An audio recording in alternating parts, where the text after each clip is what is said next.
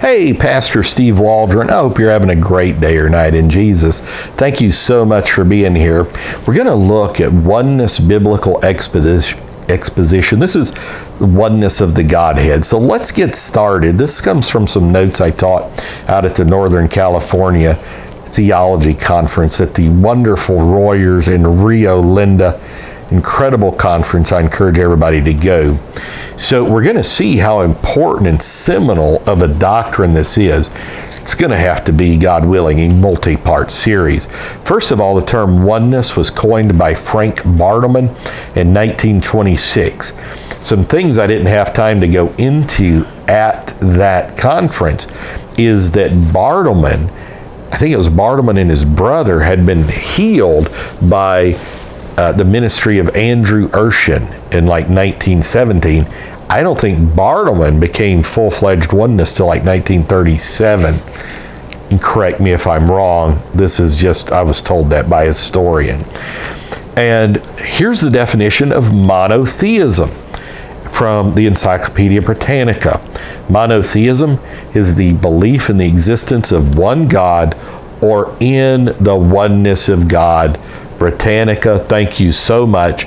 For this I say amen. I've argued this for decades, literally, that if I remember correctly, it's been decades. Monotheism means oneness. And so one Godism. Now the term monotheism was coined in the 1650s by Sir Henry More, that's M-O-R-E, and he lived from 1614 to 1687. Now, the Bible teaches monotheism. We've done a several-part series on monotheism here back several months ago, maybe years now.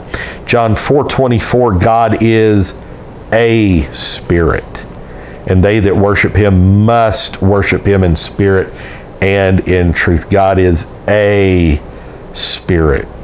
And so God is a he, not a they.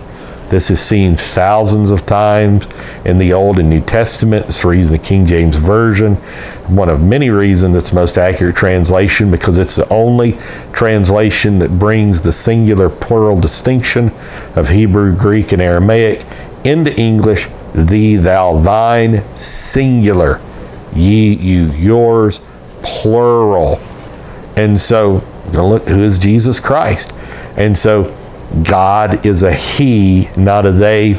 As one Hebrew scholar pointed out, it's not only in the over 10,000 times of various Hebrew references to God, but it's in the singular verbs and adjectives and adverbs. Somebody counted, they said 80,000 times. I have not made that count in the Old Testament alone, with all of that evidence that God is absolutely one, not a compound one, a simple one, as Aquinas would say, even though he wasn't oneness, but we won't go there. It came kind of from the Western tradition. Christological monotheism, now this has various definitions in different theological contexts, but the one we're looking at today has two propositions. God is one, not a corporate one, but an absolute one. He is not one ball team. He is one person. And Jesus Christ is God manifest in the flesh.